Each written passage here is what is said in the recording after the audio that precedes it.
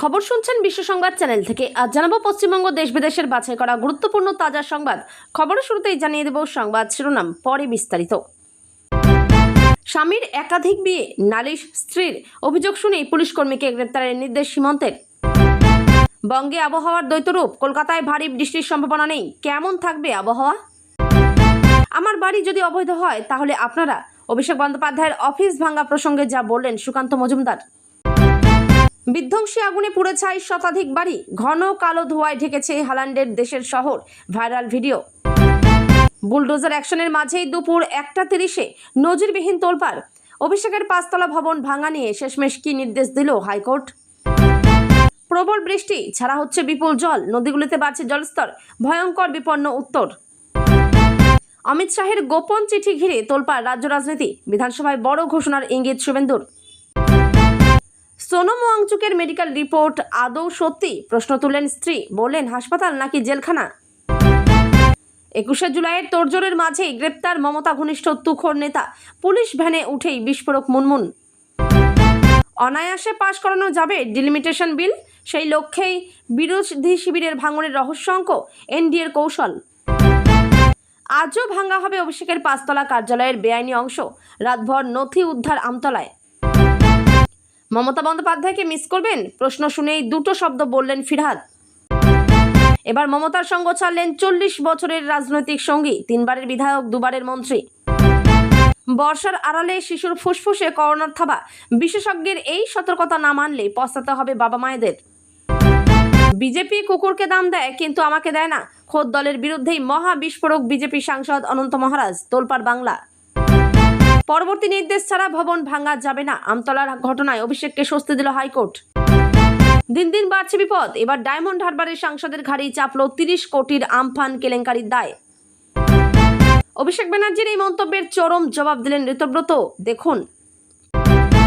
2 মার্কিন সেনার মৃত্যুর পর ভয়ঙ্কর আকার নিল ইরান যুদ্ধ, জানুন বর্তমানে কি চলছে মধ্যপ্রাচ্যে। ডিউটিতে কানে হেডফোন, ইয়ারফোন নয়, পুলিশ কর্মীদের কড়া নির্দেশ লালবাজারের। দলীয় কার্যালয়ে বুলডোজার চলতেই হাইকোর্টে ছুটলেন অভিষেক। সর্বদলীয় বৈঠক শুরু হতেই ওয়াকআউট, পার্কিং প্লেস এনসিপিআইকে বৈঠকে ডাকার বিরোধিতা করে বেরিয়ে গেলেন বিরোধী সাংসদেরা। 20 টাকার টিকিটেই ইতিহাসের ভান্ডার, বেহালার মিউজিয়ামকে নতুন রূপে গড়ছে রাজ্য। হাসপাতাল থেকে বড় বার্তা দিলেন সোনম ওয়াংচুক, আগামীকালের পদযাত্রা নিয়ে বললেন। এতক্ষণ শুনছিলেন সংবাদ শিরোনাম, এখন আসছি বিস্তারিত খবরে। দুর্নীতি অপরাধে জিরো টলারেন্স, এবার এক পুলিশ কর্মীকে গ্রেপ্তারের নির্দেশ দিলেন অসমের মুখ্যমন্ত্রী হিমন্ত বিশ্ব শর্মা। এক মহিলার অভিযোগের ভিত্তিতে ওই পুলিশ কর্মীকে অবিলম্বে গ্রেপ্তারের নির্দেশ দিয়েছেন তিনি। অভিযোগ, তার স্বামী তাকে ডিভোর্সের হুমকি দিয়ে অন্য এক মহিলাকে বিয়ে করেছেন। এরপরেই ওই পুলিশ কর্মীর বিরুদ্ধে পদক্ষেপের নির্দেশ দেন মুখ্যমন্ত্রী হিমন্ত বিশ্ব শর্মা। বহুগামিতা আইনত নিষিদ্ধ অসমে, এক্ষেত্রে সর্বোচ্চ 7 বছর পর্যন্ত কারাদণ্ডের নিদান দেওয়া হয়েছে। গত বছর এই সংক্রান্ত বিল পাশ হয়। সম্প্রতি সাধারণ মানুষের অভাব অভিযোগ শোনার জন্য আয়োজিত জনতার দরবার কর্মসূচিতে যোগ দিয়েছিলেন মুখ্যমন্ত্রী। সেখানেই ওই মহিলা তার স্বামীর বিরুদ্ধে বহু বিবাহের অভিযোগ তোলেন। মুখ্যমন্ত্রী হিমন্ত বিশ্ব শর্মাকে গোটা ঘটনা খুলে বলেন। এরপরেই ওই কর্মসূচিতে উপস্থিত পুলিশের শীর্ষ আধিকারিকদের দ্রুত পদক্ষেপের নির্দেশ দেন হিমন্ত বিশ্ব শর্মা। স্পষ্ট জানান, আজ রাতের মধ্যেই ওকে গ্রেপ্তার করুন। সর্বভারতীয় এক সংবাদ মাধ্যমের খবর অনুযায়ী মুখ্যমন্ত্রীর এহন নির্দেশ পাওয়া মাত্র অভিযুক্ত ওই পুলিশ কর্মীকে গ্রেপ্তার করা হয়েছে। আইন ভাঙার ক্ষেত্রে অসম সরকার জিরো টলারেন্স নীতি নিয়ে চলছে। এহেন ঘটনা যে কোনোভাবেই বরদাস্ত নয়, ওই কর্মসূচিতে উপস্থিত পুলিশ এবং প্রশাসনের কর্তাদের স্পষ্ট জানিয়ে দেন মুখ্যমন্ত্রী হিমন্ত। শুধু তাই নয়, সরকারি কর্মচারী বা আধিকারিকদের এই আইন মেনে চলার দায় আরও বেশি, তাও জানিয়ে দেন তিনি। বলে রাখা প্রয়োজন, বহুগামিতা আইনত নিষিদ্ধ অসমে, এক্ষেত্রে সর্বোচ্চ 7 বছর পর্যন্ত কারাদণ্ডের নিদান দেওয়া হয়েছে।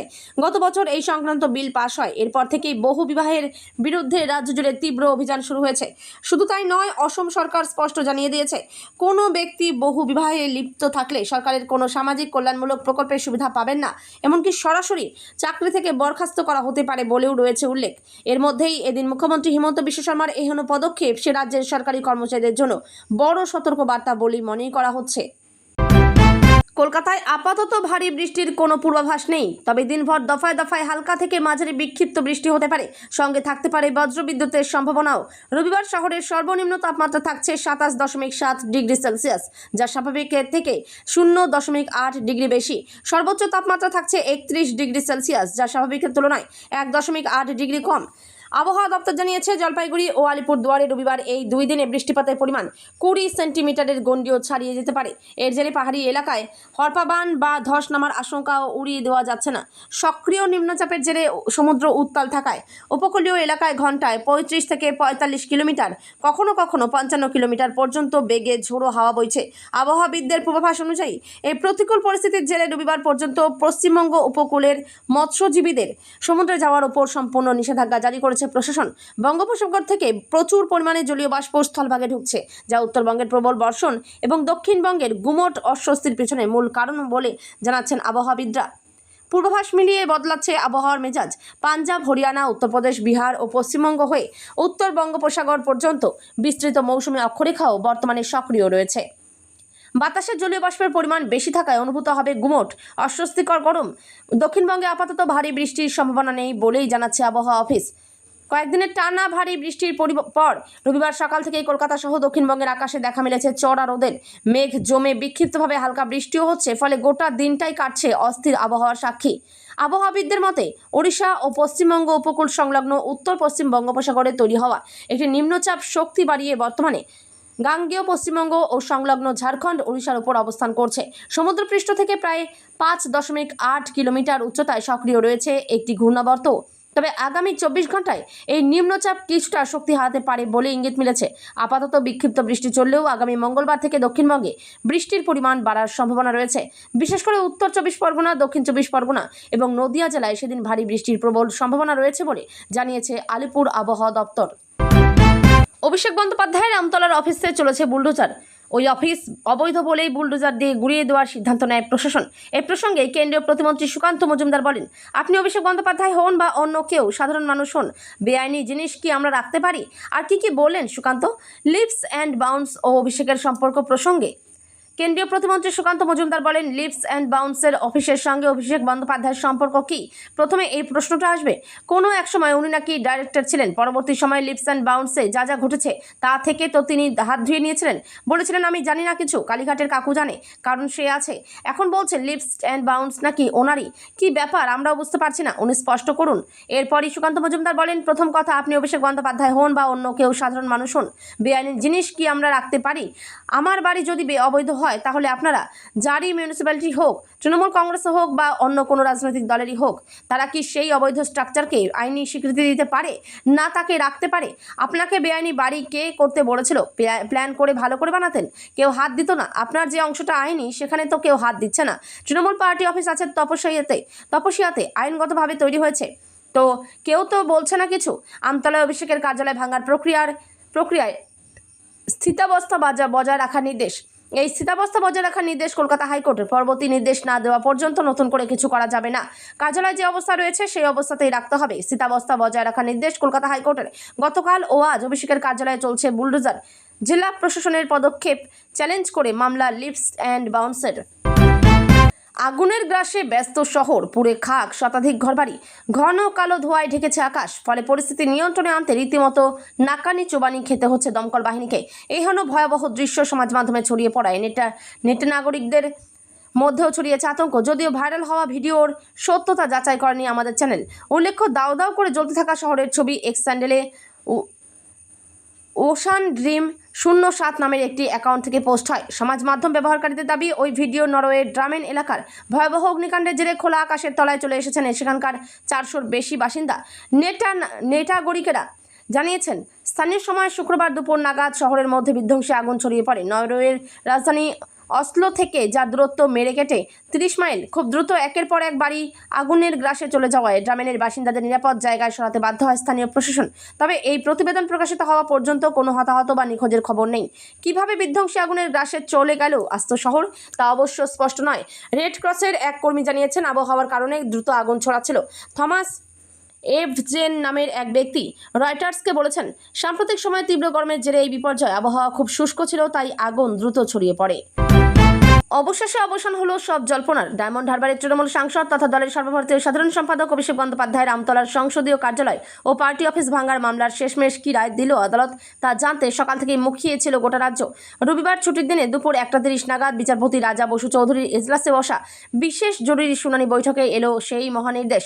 জেলা প্রশাসনের বুলডোজার অ্যাকশনের মাঝেই এই হাই ভোল্টেজ মামলায় তৎক্ষণাৎ অন্তর্বর্তী স্থগিতাদেশ জারি করল কলকাতা হাইকোর্ট। আদালতের এই আকস্মিক পদক্ষেপে এক নিমেষেই বড়সড় ধাক্কা খেল প্রশাসন।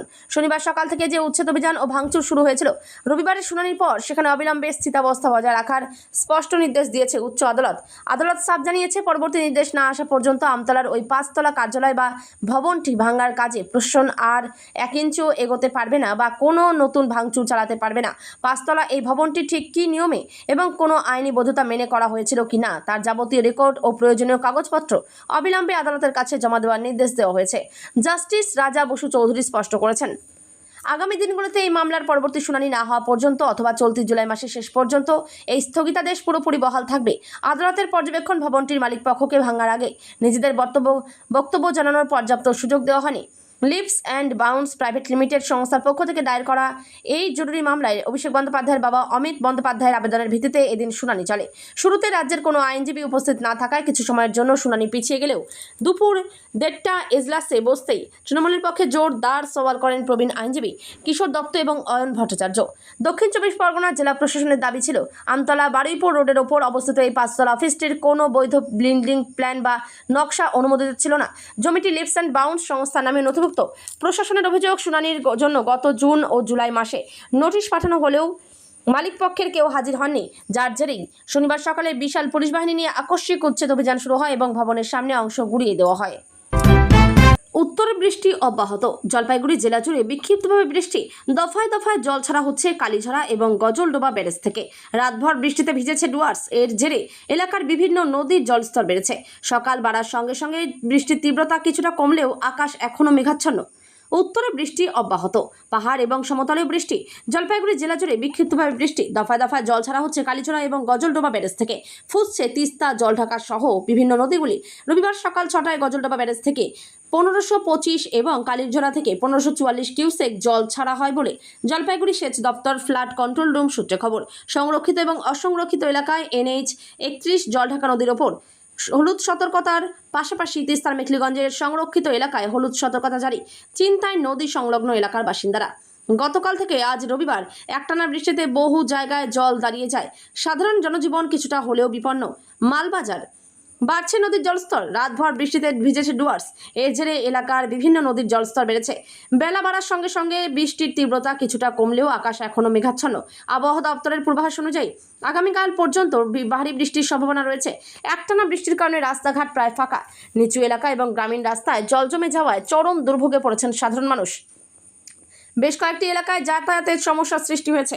এদিকে পাহাড়ি এলাকাতেও টানা বৃষ্টি অব্যাহত রয়েছে, ফলে ডুয়ার্সের নদীগুলির জলস্তর আরও বাড়তে পারে বলে আশঙ্কা করা হচ্ছে। পরিস্থিতির ওপর নজর রাখছে প্রশাসন। নদী সংলগ্ন ও নিচু এলাকার বাসিন্দাদের সতর্ক থাকার পরামর্শ দেওয়া হয়েছে। উত্তরবঙ্গে হাওয়া বদল। আজ রবিবারের সকালের আবহাওয়ায় চরম বৃষ্টির সতর্কতা রয়েছে উত্তরে। জলপাইগুড়ি এবং আলিপুরদুয়ার জেলায় রয়েছে চরম বৃষ্টির সতর্কতা। দার্জিলিং, কোচবিহার এবং কালিম্পং জেলাতে অতি ভারী বৃষ্টির কমলা সতর্কতা। মালদা এবং 2 দিনাজপুরে বিক্ষিপ্তভাবে ভারী বৃষ্টির পূর্বাভাস। সোমবারে অতি ভারী বৃষ্টির কমলা সতর্কতা। মঙ্গলবার থেকে বৃষ্টির সম্ভাবনা কিছুটা কমবে। বুধবার ভারী বৃষ্টির হলুদ সতর্কতা থাকবে জলপাইগুড়ি জেলার কিছু অংশে। রবিবার ছুটির দিনেও পশ্চিমবঙ্গের রাজনীতিতে পারদ চলল অনেকটাই। কেন্দ্রীয় স্বরাষ্ট্রমন্ত্রী অমিত শাহের পাঠানো একটি গোপন চিঠি ঘিরে এখন রাজ্য রাজনীতিতে তীব্র চাঞ্চল্য। এই চিঠি পেয়েছেন বিরোধী দলনেতা শুভেন্দু অধিকারী, যা নিয়ে তৈরি হয়েছে চরম রহস্য। চিঠির বিষয়বস্তু জানতে উৎসুক রাজনৈতিক মহল। আজ কলকাতার ন্যাশনাল লাইব্রেরির বেলভেডিয়ার হাউসে শব্দালোক জাদুঘরের উদ্বোধন করেন অমিত শাহ। অনুষ্ঠানে উপস্থিত ছিলেন শুভেন্দু অধিকারীও। সেখানেই তিনি জানান, অমিত শাহের কাছ থেকে একটি অত্যন্ত গুরুত্বপূর্ণ চিঠি পেয়েছেন। প্রাথমিকভাবে জানা গিয়েছে, চিঠিটি মূলত বাংলা ভাষার সম্মান রক্ষা, সংরক্ষণ এবং প্রশাসনিক ক্ষেত্রে এর ব্যবহার বৃদ্ধি সংক্রান্ত। তবে রাজনৈতিক বিশেষজ্ঞদের একাংশের দাবি, চিঠির ভেতরে এমন কিছু স্পেশাল গাইডলাইন বা ইঙ্গিত রয়েছে যা রাজ্যের বর্তমান প্রশাসনিক কাঠামোয় বড় প্রভাব ফেলতে পারে। শুভেন্দু অধিকারী আজ চিঠির প্রাপ্তি স্বীকার করলেও এর ভেতরের মূল তথ্য চেপে গিয়েছেন। এই গোপনতায় জল্পনা বাড়িয়েছে। শুভেন্দু অধিকারী স্পষ্ট জানিয়েছেন, যেহেতু বর্তমানে রাজ্যের বিধানসভা অধিবেশন চলছে, তাই আমি আজই সব খোলসা করছি না। আগামীকাল অর্থাৎ সোমবার বিধানসভার কক্ষেই এই চিঠি এবং এর পরিপ্রেক্ষিতে রাজ্য সরকারের পরবর্তী বড় পদক্ষেপ নিয়ে বিস্তারিত বক্তব্য রাখব। তার এই মন্তব্যের পর থেকেই রাজনৈতিক মহলে হইচই। আগামীকাল সোমবার শুভেন্দু অধিকারী বিধানসভায় কি বড় ঘোষণা করতে চলেছেন, এখন সেদিকেই চোখ গোটা বাংলার। ভয়ঙ্কর হরপাবানে তছনছ কাশ্মীর, ভেসে গেল ঘরবাড়ি, গাড়ি, অতিবৃষ্টিতে বিধ্বস্ত ভূস্বর্গ, মৃত অন্তত 10, নিখোঁজ বহু। খবর পেয়ে দিল্লি ছেড়ে ফিরছেন মুখ্যমন্ত্রী ওমর আবদুল্লা।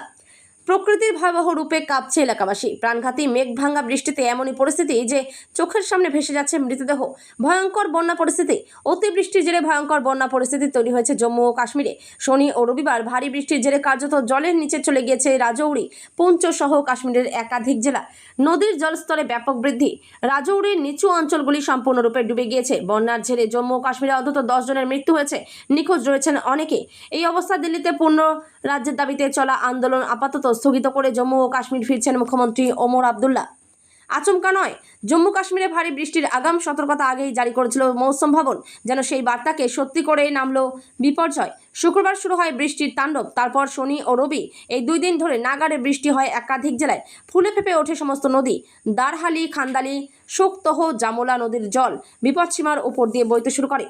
দারহালি নদীর বাঁধ ভেঙে জল বাসস্ট্যান্ডের পার্কিং লটে ঢুকে পড়ে, বহু যানবাহন ভাসিয়ে নিয়ে যায়। একের পর এক দুর্ঘটনার খবর আসতে থাকে। পুঞ্চ জেলায় বাড়ি ধসে গিয়ে 3 জনের মৃত্যুর খবর পাওয়া যায়। রাজৌরিতে ভূমিধসে মৃত্যু হয়েছে 1 জনের। 2 জেলাতে আরও 5 জন নিখোঁজ বলে জানা গিয়েছে। উদ্ধার কাজ যথারীতি শুরু হয়েছে। উদ্ধার কাজ বহুল পরিবারকে প্লাবিত অঞ্চল থেকে উদ্ধার করে নিরাপদ জায়গায় সরিয়ে নিয়ে যাওয়া সম্ভব হয়েছে। ক্ষয়ক্ষতির পরিমাণ ব্যাপক, তবে এখনই ক্ষয়ক্ষতির পরিমাণ সঠিকভাবে নির্ণয় করা সম্ভব হয়নি।